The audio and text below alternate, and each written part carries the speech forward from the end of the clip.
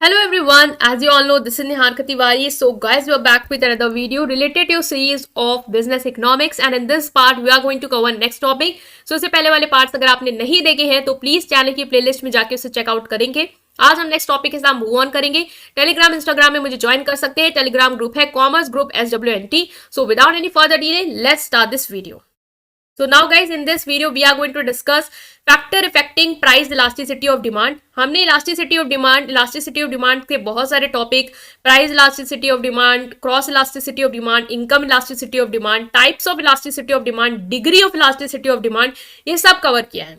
आज हम समझेंगे कि elasticity of demand that is price, मतलब जब प्राइस की वजह से डिमांड में इलास्टिसिटी देखने को मिल रही है उसमें कौन कौन से फैक्टर हैं जो उसको अफेक्ट करते हैं। ठीक है, तो factor affecting price elasticity of demand देखेंगे, मतलब कि जो भी डिमांड है उसमें जो भी चेंजेस आ रहे हैं जो कि किसकी वजह से आ रहे हैं, प्राइस के बढ़ने घटने की वजह से हमें डिमांड में इलास्टिसिटी देखने को मिल रही है। तो उसको बहुत सारे फैक्टर्स हैं जो इफेक्ट करते हैं। पहला यहाँ पे हम समझ रहे हैं नेसेसिटी वर्सेस लग्जरी। ठीक है, जो चीज आपके लिए जरूरी है और जो चीज आपके लिए लग्जरी है उस केस में आपको कैसी इलास्टिसिटी ऑफ डिमांड देखने को मिलती है अगर लग्जरी या नेसेसिटी गुड्स के प्राइस में आपको फर्क देखने को मिल रहा है। ठीक है, तो necessity tend to have less elastic demand. जो नेसेसिटीज होती है उनकी इलास्टिसिटी कैसी होती है, वो कम होती है। ठीक है, अगर आप प्राइस इलास्टिसिटी ऑफ डिमांड में इस फैक्टर को कंसिडर करो जो कि है नेसेसिटी और लग्जरी जिसको अफेक्ट कर रहा है, तो वहां पे नेसेसिटीज क्या है, जो आपको जरूरत है, जैसे मेडिसिन है वो आपकी जरूरत है। तो भाई मेडिसिन का कितना भी प्राइस बढ़ जाए, अगर आपको लाइफ सेविंग मतलब मेडिसिन है जिसको आपको जरूरत है ही है, जैसे कोरोना आया तो वहां पे जो ऑक्सीजन सिलेंडर थे वो कितने भी महंगे मिल रहे थे, लोग खरीद रहे थे क्योंकि उनको लग रहा था यार नहीं अगर हम बाय कर पाएंगे या फिर अगर हम इसको स्किप करेंगे तो हम मर सकते हैं। तो नेसेसिटी जहां पे आपको लग रही है कि नेसेसिटी वाली चीजें मतलब लेनी ही लेनी है just because of saving your life, तो उस केस में डिमांड में इतना फर्क देखने को नहीं मिलता, भले ही उसका प्राइस बढ़े या घटे। ठीक है, अगर मेडिसिन आपको 50 रुपए की मिल रही है तब भी आप वही लोगे, और अगर वही मेडिसिन आपको कल को 150 में मिलेगी तब भी आप उसको लोगे। तो इलास्टिसिटी डिमांड में बहुत ही लेस देखने को मिलती है, मतलब ज्यादा फर्क नहीं आपको देखने को मिलता है उसके प्राइस में बढ़ने घटने से उसके डिमांड पे। ठीक है, लग्जरीज का अगर आप दूसरी तरफ देखो तो इसमें मोर इलास्टिक डिमांड होती है, मतलब कि इसमें डिमांड में आपको ज्यादा फर्क देखने को मिलता है अगर उसके प्राइस में चेंज आ रहा है तो, because consumer can easily forgo them if price rises. क्योंकि कंज्यूमर्स को क्या लगता है, लग्जरी क्या है, लग्जरी ये स्टेटस सिंबल है, क्योंकि आप उसे अफोर्ड कर पा रहे हो, आप क्यों बाकी नहीं अफोर्ड कर सकते, तभी वो लग्जरी मैक्स, क्योंकि सब उसको अफोर्ड नहीं कर सकते, वही लोग अफोर्ड कर सकते हैं जो रिच क्लास है, जिनके पास पैसा है उसको खरीदने के लिए। तो जैसे ही लग्जरी इस गुड में प्राइस बढ़ता है तो जो लोग उसको लेना चाहते हैं वो क्या करते हैं, उसे परचेज कर लेते हैं, और जो लोग नहीं ले पाते हैं वो उसको नहीं परचेज करते, उसे स्किप कर देते हैं। तो यहाँ भी इलास्टिसिटी आपको देखने को मिलेगी, डिमांड में फर्क देखने को मिलता है अगर उसके प्राइस बढ़ते हैं या घटते हैं। तो लेकिन नेसेसिटीज में आपको प्राइस बढ़ने घटने से ज्यादा फर्क या ज्यादा इलास्टिसिटी देखने को नहीं मिलती है। तो नेसेसिटी के केस में लेस इलास्टिक डिमांड होती है, लेकिन लग्जरी के केस में डिमांड जो होती है वो मोर इलास्टिक होती है। ठीक है, देन है सब्स्टिट्यूबिलिटी। सब्स्टिट्यूबिलिटी क्या है, यहाँ पे जो सब्स्टिट्यूट गुड है उसको लेके है कि उनके रिगार्डिंग जो भी आपकी प्राइस इलास्टिसिटी ऑफ डिमांड में कैसा फर्क देखने को मिलता है। The availability of substitute for a product greatly influence it's elasticity, मतलब कि कोई भी गुड है अगर उसका सब्स्टिट्यूट अवेलेबल है तो वो इलास्टिसिटी जो है उसकी इफेक्ट करेगा। जैसे पेप्सी है और कोका कोला है, तो मान लो कोका कोला का जो सब्स्टिट्यूट है वो पेप्सी है, तो पेप्सी के प्राइस में बढ़ाव घटाव जो भी आ रहा है उसका सीधा सीधा असर आपको कोका कोला की डिमांड में देखने को मिलेगा। ठीक है, तो उसकी अवेलेबिलिटी जो सब्स्टिट्यूट है वो कितने अवेलेबल है उस प्रोडक्ट के रिगार्डिंग, वो उसकी डिमांड पे या उसकी इलास्टिसिटी पे फर्क देखने को मिलता है। If there are close substitute available consumer can easily switch to other option. भाई अगर आप देखो कि आपके पास चॉइस है कोका कोला और थम्स अप का, कल आप देख रहे हो कि कोका कोला का प्राइस जो है वो आज की डेट में एक छोटी बॉटल का 10 रुपए था और थम्स अप का भी आज की डेट में 10 रुपए है। कल आप देख रहे हो कि जो कोका कोला है उसका प्राइस 10 ही है, लेकिन थम्स अप का प्राइस जो है वो 15 रुपए कर दिया है। तो आपको क्या लगता है, आप क्या करोगे उस केस में? आप पेप्सी को ही खरीद लोगे क्योंकि आपको लगे यार सेम ही तो है, ज्यादा फर्क नहीं देखने को मिल रहा है मुझे, क्लोजी सब्स्टिट्यूट तो है। तो आप इजिली स्विच कर जाओगे कब, दूसरे प्रोडक्ट पे, जैसे ही आपको एक प्रोडक्ट का प्राइस देखने को राइज देखने को मिलेगा। इसका मतलब यहाँ डिमांड क्या है आपकी, बहुत ही ज्यादा इलास्टिक है, क्योंकि आपने डिमांड को तुरंत ही बढ़ा दिया या घटा दिया जैसे ही आपने देखा कि प्राइस किसी प्रोडक्ट का बढ़ गया।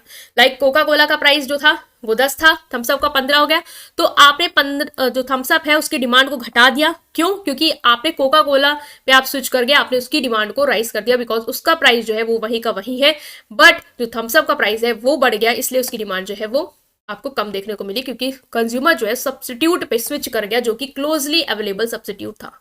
तो यहाँ पे डिमांड क्या है, मोर इलास्टिक है। इसका मतलब if the price of one brand of Coca Cola increases, consumer switch to another brand. तो यहाँ पे दूसरे ब्रांड पे स्विच कर गया, जैसे उसने देखा कि जो ब्रांड वो खरीद रहा था उसका प्राइस जो है वो बढ़ गया। तो यहाँ पे जो डिमांड है उसमें आपको फर्क देखने को मिला। वहां पे आपको देखा कि हाँ डिमांड बहुत ही ज्यादा इलास्टिक है, मतलब आपने जरा सा भी प्राइस चेंज किया ही नहीं, वैसे ही आपकी डिमांड बिल्कुल गिर गई। क्यों? क्योंकि वो सब्स्टिट्यूट पे स्विच कर गया, वो वहां पे खरीदने लग गया, ना कि आपके प्रोडक्ट की वो फर्दर डिमांड कर रहा है। तो यहाँ पे डिमांड सब्स्टिट्यूट के केस में अगर अवेलेबल है सब्स्टिट्यूट किसी भी प्रोडक्ट के, तो वहां पे डिमांड आपको इलास्टिक ज्यादा ही देखने को मिलेगी, मोर इलास्टिक होगी, क्योंकि भाई उनके पास इतने ऑप्शन है कि वो स्विच कर जाएंगे, ना कि वो लेस इलास्टिक शो करेंगे। ठीक है, तो ये था आपका नेक्स्ट फैक्टर जो इफेक्ट करता है प्राइस इलास्टिसिटी और डिमांड को, वो है brand loyalty. Product with strong brand loyalty often have less elastic demand. भाई ऐसे प्रोडक्ट जिनके पास ब्रांड लॉयल्टी है, मतलब कि ऐसे कुछ लोग होते हैं ना जो बहुत एक लॉयल होते हैं एक ब्रांड के टुवर्ड, उनको लगता है इसका प्राइस बढ़ भी जाएगा तब भी हम इसको ही खरीदेंगे, because we are loyal for that brand.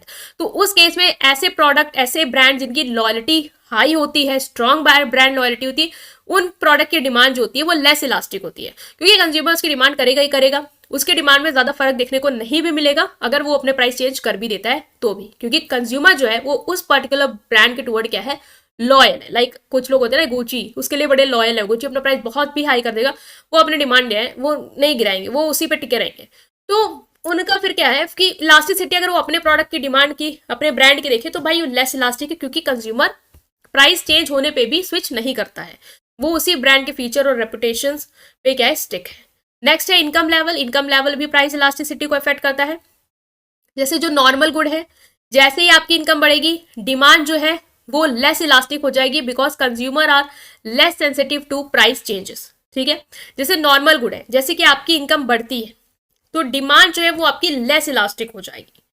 ठीक है, क्योंकि कंज्यूमर जो है वो प्राइस चेंजेस के टुवर्ड ज्यादा सेंसिटिव नहीं होता। लेकिन अगर इंफीरियर गुड है तो जैसे ही आपकी इनकम बढ़ेगी डिमांड मोर इलास्टिक हो जाएगी, as consumer seek to higher quality alternative.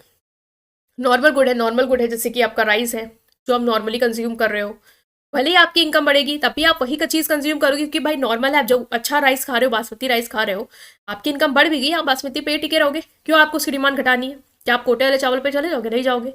तो आप उसी पे हो, आप लेस सेंसिटिव रहोगे प्राइस चेंज को, क्योंकि ठीक है आपकी इनकम बढ़ रही है तो प्राइस अगर बढ़ भी रहा है घट भी रहा है तब भी आपको ज्यादा फर्क नहीं पड़ता, आप उसी चीज पे स्टिक रहोगे। लेकिन भाई इंफीरियर गुड है, जैसे आप मान लो कोटे वाला चावल खा रहे थे और तब उस केस में आपकी इनकम बढ़ गई, उस केस में आपकी इनकम बढ़ गई तो आप कोटे वाले चावल तक स्टिक नहीं रहोगे। अब आप अपनी डिमांड को क्या कर दोगे, उस कोटे वाले चावल के लिए गिरवा दोगे, हटा दोगे और स्विच कर जाओगे अच्छे क्वालिटी अल्टरनेटिव्स पे, मतलब बासमती राइस को खरीदने लग जाओगे, उसको खाने लग जाओगे, क्योंकि आपकी अब इनकम बढ़ गई है। तो आप इंफीरियर गुड के केस में डिमांड देख रहे हो कि मोर इलास्टिक, मतलब बहुत जल्दी बदलाव आ रहा है अगर जैसे इनकम जो आपको देखने को मिल रही है बढ़ रही है। लेकिन नॉर्मल गुड में भाई इनकम बढ़ भी गई, अच्छी चीजें खा रहे तो अच्छी चीजें ही खाओगे, ज्यादा सेंसिटिव नहीं रहोगे प्राइस में उस केस में। तो ये है इनकम लेवल का केस। नेक्स्ट है perceive necessity. The perceive necessity और importance of a product and affects elasticity.